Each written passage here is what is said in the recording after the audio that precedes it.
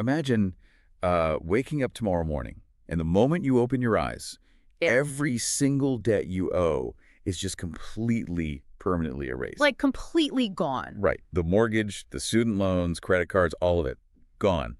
Even that, that underlying background panic about how you're going to pay for groceries next week has just vanished. Which sounds amazing, It obvious. sounds incredible, but there is a massive catch. Yeah. Because to get this clean slate, you no longer own your house. You don't even know the clothes in your closet. And most shockingly of all, you no longer raise your own biological children. Yeah, that's the part that really catches people off guard. It really does. You've basically handed all of it over to the collective. Hmm. So to you, the learner, joining us for this deep dive today, welcome. Because we are looking at a group of people who didn't just daydream about this kind of radical societal reset. They claim they actually built it. It is a totally stunning premise. What we're looking at today is a set of translated source materials centered around an open letter. This is from 2011, and it was written by a man named Shifeng. He founded a community in China that was originally called the Second Home, which later evolved into New Oasis for Life. And our mission today is to really explore this highly detailed, real-world blueprint for a modern utopia. And honestly, the craziest part about this source material to me is the timeline. Because this isn't just, theoretical philosophy jotted down in a dorm room somewhere. No, not at all. The author claims they constructed this entirely new mode of living from the ground up, and they pulled it off in just 2 years. 2 years is, I mean, it's almost unbelievable for that scale of change. Exactly. Okay, let's unpack this. Because to really understand how the second home functions, we actually have to start by looking at what they deliberately, systematically destroyed. Yeah, they really did take a sledgehammer to things. They did. They looked at the foundational pillars of standard human existence and just smashed them. They absolutely did. When you read through the foundational structure of this community, the very first thing they target is what they call survival anxiety. And they define this incredibly broadly, like way beyond just paying rent. Right. We are talking about the anxiety surrounding food, clothing, shelter, transportation, the whole birthing process, aging, illness, death. They set up a system where every single one of those factors is completely provided for by the community. From the cradle to the grave. Exactly. So that Yeah. fundamental low-level terror that dictates so much of human behavior, the fear of starving or freezing or not being able to afford medical care, it's just wiped off the board entirely. I'm just trying to wrap my head around what that actually does to a human brain on a daily basis. I mean, imagine the sheer amount of cognitive bandwidth that gets freed up when that background radiation of financial survival is turned to zero. It would be profound. You never have to hustle for a promotion just to afford health insurance. But, and this is wild, they go so much further than material needs. They tackle familial anxiety. Yes. The text specifically outlines that individuals do not support their own parents as they age, and they do not nurture their own children. It is entirely a communal responsibility. And that specific detail is where most people hit a mental wall, because it breaks one of our deepest evolutionary scripts. But what's fascinating here is the underlying logic revealed in the translation. Right, about debts. Yeah, they state that individuals have no debts between each other. If you think about how traditional society functions, so much of our social fabric is held together by this invisible, lifelong ledger of debt. What do you mean by an invisible ledger? Like emotional debt? Precisely. There is this unspoken and sometimes explicitly spoken expectation that you owe your parents for the sacrifice of raising you. Oh, yeah. Like, I fed you, now you take care of me. Right, which means you are on the hook to care for them when they deteriorate. And conversely, there is the intense, hyper-localized pressure of ensuring your specific biological child succeeds in a hyper-competitive world. So you hoard resources specifically for them. Exactly. By communalizing elder care and child rearing, this community is essentially burning that interpersonal ledger. The elderly are cared for by the collective infrastructure, and children are raised by the community at large. It sounds, my analogy for this is that it sounds like a massive, lifelong, all-inclusive subscription service for existence. That's a great way to put it. Like, you don't actually own the resort, but you have a lifetime pass to the buffet, the pool, the medical tent, the daycare. And because you have total guaranteed access to all of it, the psychological burden of ownership completely disappears. That analogy actually cuts right to the radical core of their philosophy, because they took that concept of eliminating ownership to its absolute extreme. Right. The text operates on this central maxim: No one owns anything, but everyone has everything. They abolished personal property entirely. And right alongside private property, they completely abolished marriage and traditional family units. Which feels completely destabilizing to even think about. It does, until you look at the mechanism behind it. The founders are attempting to eradicate the primary sources of human conflict. I mean, if you zoom out and look at the broad sweep of human history, what are the primary catalysts for war, violence, social fracture? Land, mostly. Money. We fight over resources, who owns this piece of land, who gets the inheritance, who controls the capital, and we fight over tribal and family lineage, who is in my group versus your group. Us versus them. Exactly. Their hypothesis is that if you completely eliminate the concept of my land, my spouse, and my child, you theoretically pull the plug on the very engines of tribalism and resource hoarding. And according to Wefeng's letter, the result of this total dismantling is almost jarringly idyllic. The text claims that doors are simply left open in the evening. Nobody pockets anything they find lying on the road.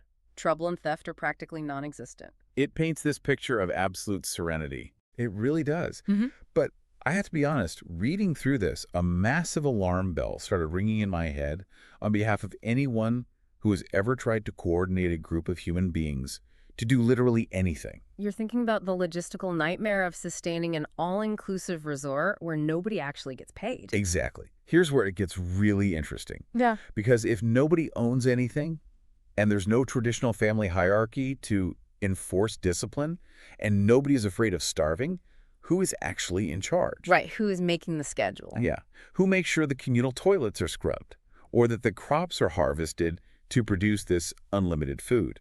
Because the text outlines their governance model, and they call it paradise management, or in what might be the boldest rebrand in history, chaos management. Chaos management is quite a term. The stated rule is literally, no management is the best management. There are absolutely no leaders and no managers. People are just supposed to take what they need freely based on an honor system of no luxury and no waste. I am incredibly skeptical of this. How does this not instantly collapse into a tragedy of the commons? What stops someone from just laying in a hammock all day, taking gourmet food from the communal kitchen, contributing absolutely nothing, and bleeding the community dry? You are describing the ultimate free rider problem, which is basically the Achilles heel of almost every utopian commune in history. Right. Someone always ruins it. In any standard economic model, if you divorce the reward from the effort, meaning you get the shelter, the food, and the healthcare, regardless of whether you work 10 hours a day or 0 hours a day, a certain percentage of the population will inherently choose the hammock. Of course they will. And the system usually collapses under the weight of the parasites.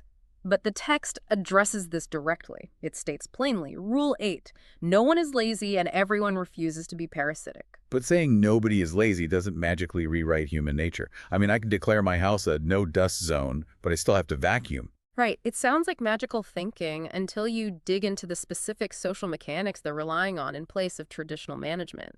They don't use external policing. So no guards, no HR department. Exactly. There are no managers with clipboards monitoring your shift hours, no performance reviews, no threats of being fired or evicted. Instead, they rely entirely on an intensely shared moral fabric. The text highlights that the community functions because everyone brings into full play their qualities of sincerity, kindness, beauty, love, faith, and honesty. Okay, but again, sincerity doesn't harvest wheat. If I'm the guy in the hammock and there is no manager to fire me, why would I ever get up? To understand why you would get up, we have to look at social pressure as a biological immune system. Okay, an immune system. How so? Think about how the human body deals with a pathogen. There's no central brain telling a specific white blood cell to attack a specific virus. An environment itself is just naturally hostile Yeah. to the invader. Exactly. In the second home, they have cultivated a culture that acts as that immune system. If you are laying in the hammock while everyone else is voluntarily scrubbing floors and picking vegetables with total sincerity, the social friction becomes immense. Oh, man. The guilt. In a community built entirely on communal effort and shared high-trust values, being the only parasite creates a psychological discomfort that is heavier than any threat from a boss. The culture itself attacks the lazy pathogen through immense, unspoken social shame. Yes. The environment becomes so uncomfortable for a free rider that they will either break down and start contributing, or they will self-deport and leave the community entirely. That is a fascinating mechanism. So it's not that human nature has magically evolved into pure altruism. It's that a highly specific type of person opts into this system to begin with, so they're already primed for it. Right. And then the intense social cohesion keeps them aligned. The shared values do the managing. If everyone genuinely buys into the principle of no luxury and no waste, the need for a top-down corporate hierarchy just evaporates. Precisely. It is a high-trust society scaled up to a community level. It replaces the coercion of a paycheck with the coercion of intense social belonging. And they claim it works beautifully to maintain this clean, harmonious environment where humans and nature coexist perfectly. Which is wild, because knowing how radically different this ecosystem is from the outside world, and knowing how incredibly insular and specific this culture has to be to function without collapsing into chaos, the actual purpose of this 2011 letter is completely bizarre to me. It does take a turn. Yeah, Dui Feng didn't just write this manifesto to brag about his successful social experiment in China. The text is literally an invitation. It's a global call to arms to build an alliance of utopian communities. Yes, having achieved what they considered the first milestone of building a functional, manager-free, property-free community, their view expanded. They believe this idyllic lifestyle could only reach its ultimate potential with the joint efforts of people around the world. So they want to go global. They do, so they cast a massive wide net. The letter explicitly invites all utopian, communal, or idyllic groups globally to make contact. And they state emphatically that it does not matter what country, ethnic group, culture, or religion they belong to. They want everyone on board. But the moment they start outlining how this global alliance will actually function, they introduce the quirkiest, most contradictory caveats imaginable. Oh, the rules for the alliance are very specific. They lay out a list of suggestions for forming this network. First, they say they want to physically exchange community members to build trust, but they are bizarrely specific. They suggest sending exactly 2 or 3 people to each other's communities as a starting point. Just 2 or 3. And then, almost in the very next breath, they state that all broader communication between these allied communities will be conducted entirely online and personal meetings will be unnecessary. So what does this all mean? It is such a massive paradox. It really is. You have a radically communal group that is aggressively trying to build a global network, yet they are essentially telling their new allies, send us exactly 2 guys, but otherwise please don't come visit us. Let's just use internet forums. It seems completely contradictory until you view it through the lens of extreme decentralization. They are not trying to build an empire here. Okay. They don't want a central headquarters dictating terms to satellite communities. They are proposing a network of highly autonomous, independent nodes. The text explicitly suggests that each community should maintain its own unique character and identity. So no unified global rules. Exactly. They insist that there would be no common laws binding the alliance together. Their strategy is literally to let each group blossom on its own and allow a massive variety of different communities to exist simultaneously without interference. And they take that resistance to centralized control and conflict to an almost comical extreme. They state that in this alliance there will be no disputes or unresolved differences, and they essentially ban any kind of forced argument. They do not want drama. No drama at all. They even go so far as to prohibit discussing religious belief entirely. The text says the alliance will focus strictly on how to make members happy, free, and blessed, and how to improve harmony. Right. It's as if they're saying, we desperately want to ally with you, but if we disagree on theology or how to govern, we're simply going to pretend that disagreement doesn't exist. This raises an important question, though, regarding how a radical utopian experiment expects to survive in a decidedly non-utopian, deeply cynical world. Because the world outside is very real. Yes. And the text addresses their relationship with the secular world head-on with a policy of absolute, strict non-intervention. That's Rule 9. What does that look like in practice? It means they encode extreme pacifism into their foundational rules. The letter explicitly states there will be no intervention in or attack on any secular society. And they are very thorough in listing who they will not bother. Secular governments, political parties, religious organizations, and specifically the propertied class. From a historical and analytical perspective, this is a brilliant psychological hack for survival. How so? Isn't the whole point of a utopia to show the rest of the world that their system is broken? Usually, yes. If you look at the graveyard of historical utopian movements, So many of them frame themselves in direct, hostile opposition to the establishment. Like revolutions. Exactly. They wanted to overthrow the government, or they aggressively antagonized the wealthy elite, or they position themselves as an armed political threat. And historically, the secular state eventually brings down the hammer and crushes those movements. It never ends well for them. No, it doesn't. By explicitly stating they will never attack secular governments or the propertied class, the second home actively neutralizes itself as a threat. They are broadcasting a message to the world governments that says, we are completely harmless, we are just over here gardening, raising kids collectively, and chatting on internet forums. Please ignore us. That is incredibly savvy. I mean, to become truly revolutionary, you must make yourself appear completely unthreatening to the establishment. They're flying entirely under the radar by design. Yes, exactly. It's a survival tactic. They built a radical alternative to capitalism and traditional power structures, but they refuse to fight anyone over it. It ensures their own survival by removing any possible justification for secular authorities to intervene in their affairs. And impartially speaking, it speaks volumes about their ultimate focus. They are not interested in winning a political war or conquering the old system. They are singularly focused on optimizing the day-to-day human experience for their own members. Which brings us to the most philosophical part of this entire blueprint, and really the core reason we wanted to unpack this specific source material today. Because as you listen to this, you might be thinking, okay, this is an interesting sociological experiment from over a decade ago, but I live in the real world. Right. People have bills. Exactly. I have a mortgage to pay, I have a boss who emails me at 9 p.m., and I have a traditional family to support. Why should I spend 20 minutes thinking about a utopian commune in China that abolished all of that? It's a fair question. But the true value of analyzing the second home isn't necessarily that you should pack your bags, abandon your property, and move to a commune. The value is that this blueprint acts as a massive, uncompromising mirror. A mirror that reflects the highly constructed artificial nature of our own daily realities. Exactly that. Yeah. It forces you to look closely at your everyday stressors. The gnawing anxiety of paying off student debt, the unending frustration of managing difficult employees, the endless cycle of maintaining a house and 2 cars, the intense pressure cooker of ensuring your nuclear family succeeds. It's exhausting just listing it all. It really is. It holds those things up and asks a very uncomfortable question. Are those stressors absolute, unavoidable laws of human nature? Or are they just specific optional rules of the current game we happen to be playing? Because we are looking at documented evidence of a group of people who just threw the entire rulebook out the window, walks away from the board, and claim to be living harmoniously without any of it. And to understand the mindset required to throw that rulebook away, we have to look at Shui Feng's overarching philosophy, which he presents near the end of the open letter. What does he say? He writes something incredibly simple but profound.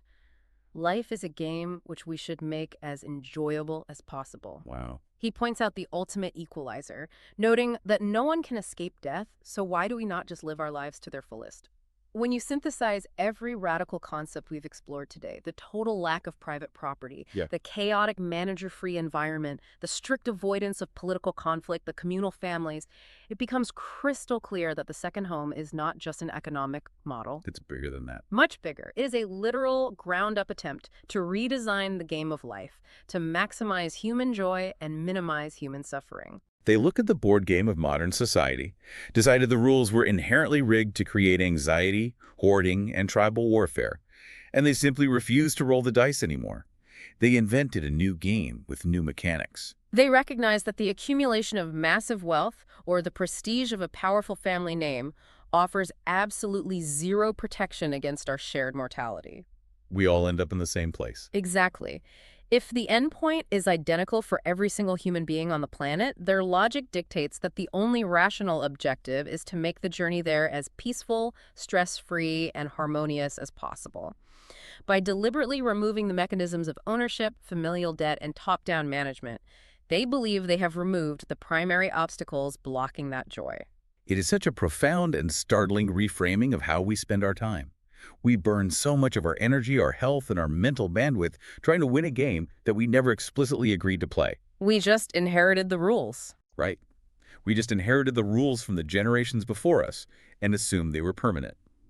Which leaves us with a fascinating final thought for you to mull over today as you get back to your routine, maybe back to that rush hour traffic or that pile of open enrollment paperwork on your desk. Something to really think about. If life really is just a game, and massive, seemingly immovable traditional structures like personal property, corporate hierarchy, and even the nuclear family are just rules that previous generations invented, what rules in your own daily life are you currently treating as unbreakable laws of physics that might actually just be completely optional game mechanics? A phenomenal question to carry forward. It really shifts your perspective on what is actually necessary. Thank you for diving into the blueprint of the second home with us today. Keep questioning the rules, and we will catch you next time.